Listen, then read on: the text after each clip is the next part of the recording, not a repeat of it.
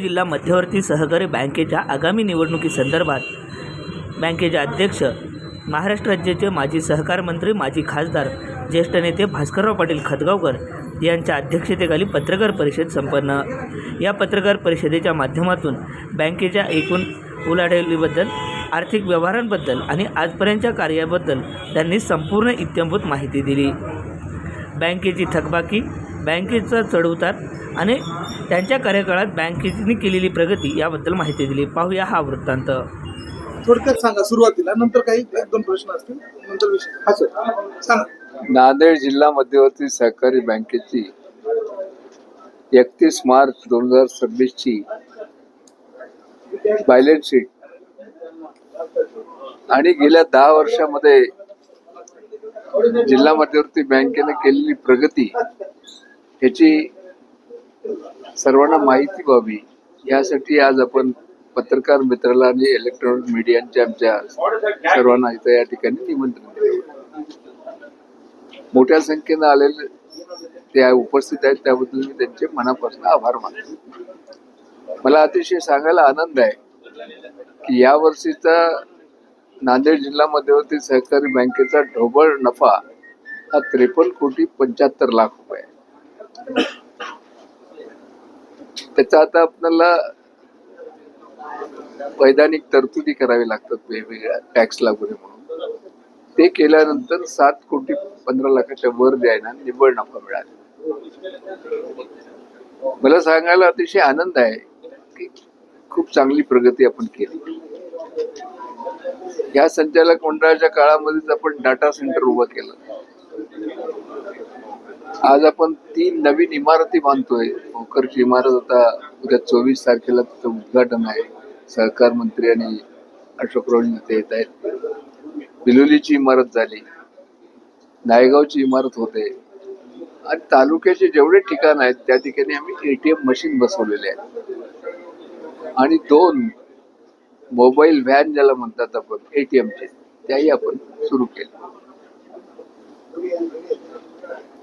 आता आमची नांदेड जिल्हा मध्यवर्ती बँक ही मराठवाड्यातली नंबर 2 ची बँक आहे। लातूर ही पहिल्या नंबरवर आहे आणि आज आपण सर्व दृष्टीनं आपली जर बॅलन्स शीट आपण पाहिली तर आपण नंबर 2 वर आहोत। म्हणून गेल्या 2-2.5 वर्षापासून चेअरमन या नात्याने मी काम करत असताना आमचे उपाध्यक्ष हनुमंतराव पाटील बेटमोगरेकर असतील, या ठिकाणी आहेत ते सर्व संचालक आहेत। काही आज उपस्थित राहू शकले नाहीत कारण आज लोकसभेचं अधिवेशन असल्यामुळं आमचे बंडू चव्हाण, नागेश पाटील दिल्लीत त्यांना जावं लागलं। म्हणून त्या सर्वांचं सहकार्य मिळालं आणि आमच्या कर्मचारी मित्रांनी खूप चांगलं काम केलं। तसं आमच्या कर्मचाऱ्यांची संख्या फार कमी आहे, 160-165 आहे। गव्हर्नमेंटच्या सँक्शन स्टेट प्रमाणे जवळपास 550 पाहिजे, तरी पण तेवढ्या कर्मचाऱ्यावर आपण ही बँक अतिशय चांगल्या पद्धतीने चालवली आणि आज आपण मराठवाड्यामध्ये नंबर 2 ची बँक आपली आहे। दादा, थकबाकी किती आहे आणि किती वसूल झाली आणि बाकीची थकबाकी उरवली राहिली त्यासाठी काय उपाययोजना केली? तुम्ही सांगा। दादा, मग बँकेमध्ये आता कर्मचारी किती कर्मचारी आणखी आपल्याला लागणार आहेत? आम्हाला 153 ची परवानगी मिळाली कर्मचारी।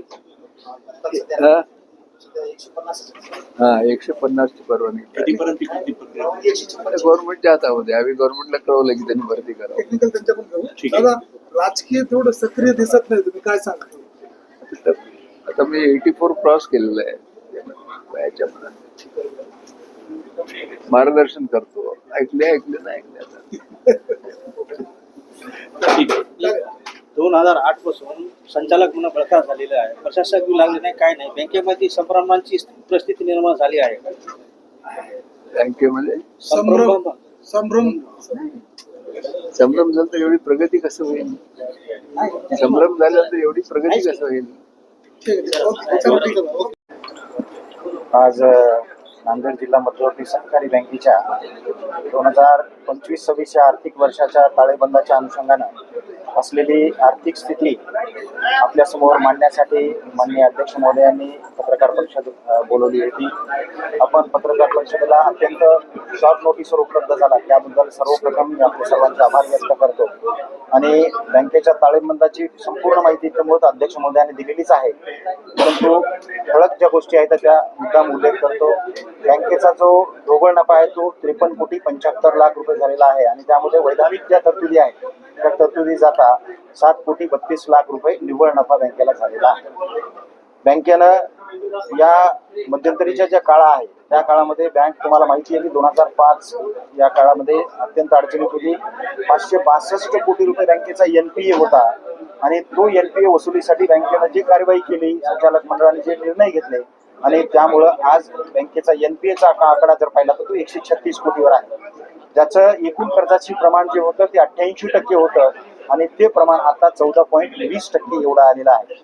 त्यासोबतच बँकेचा जो तोटा होता तो 370 कोटी रुपयाचा होता आणि आज परिस्थिती जर पाहिलं तर तोटा भरून काढून आपण आता 53 कोटी आपण ढोबळ नफा आणि निव्वळ नफा जो आहे तो आपला 7,32,00,000 आलेला आहे. आणि इतर सर्व पॅरामीटर जे आहेत जे नाबार्ड RBI यांच्या निकषानुसार सर्व पॅरामीटर बँक फुलफिल करते आहे. आणि आता जिल्ह्यातील सर्व ग्राहकांना बँक डिजिटल माध्यमातून सेवा उपलब्ध करून देते आहे. बँकेकडे मोबाईल व्हॅन आहेत, RTGS NEFT असेल, SMS ची सुविधा असेल, सर्व सुविधा ज्या नॅशनलाइज बँका किंवा प्रायव्हेट बँका देतात त्या आपण देतो आहोत. यासोबतच मला सांगायला अत्यंत आनंद वाटेल की भोकर शाखा आमची जी आहे त्याच्या 24 तारखेला लोकार्पण आहे. त्याला माननीय सहकार मंत्री महोदय येणार आहेत, माजी मुख्यमंत्री महोदय येणार आहेत आणि अत्यंत सुसज्ज अशी इमारत आम्ही तिथे उभारलेली आहे. त्यासोबतच विरोधी शाखा सुद्धा आपण मॉडिफाय केलेली आहे, तिचं सुद्धा 25 तारखेला लोकार्पण आहे. आणि आता नायगाव शाखा सुद्धा आपण बांधकाम करतो आहोत. म्हणजे बँकेनं खूप चांगली प्रगती केलेली आहे आणि ती आपल्या माध्यमातून जनतेपर्यंत जावं ही आमची अपेक्षा आहे.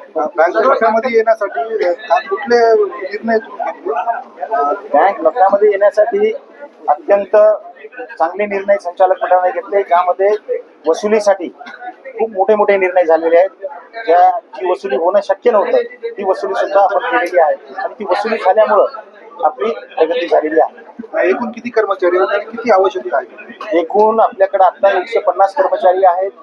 541 कर्मचाऱ्याचा प्रतिबंध आपल्याला मंजूर आहे, परंतु कर्मचाऱ्याचा अभाव असताना सुद्धा कमी कर्मचाऱ्यामध्ये खूप चांगलं काम कर्मचाऱ्यांनी केलेलं आहे. सर, जिल्ह्यातील साखर कारखाने जे आहेत त्यांच्याकडे किती कोटी थकबाकी येणं बाकी आहे? जिल्ह्यातील आतापर्यंत आपण जर पाहिलं तर खूप मोठ्या संस्थांमध्ये मोठ्या प्रमाणावर 562 कोटी रुपये NPA होता. आपण आता तो वसूल करत आलेलो आहोत. आता फक्त 136 कोटी रुपये राहिलेला आहे, ज्यामध्ये प्रामुख्याने 4 कारखाने आहेत, 5 कारखाने आहेत.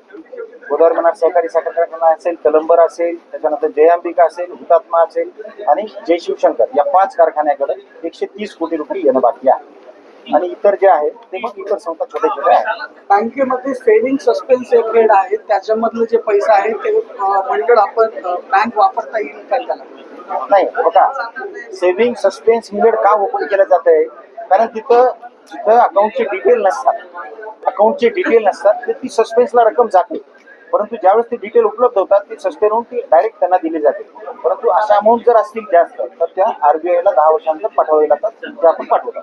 ते आपल्याकडे वर्ग होते.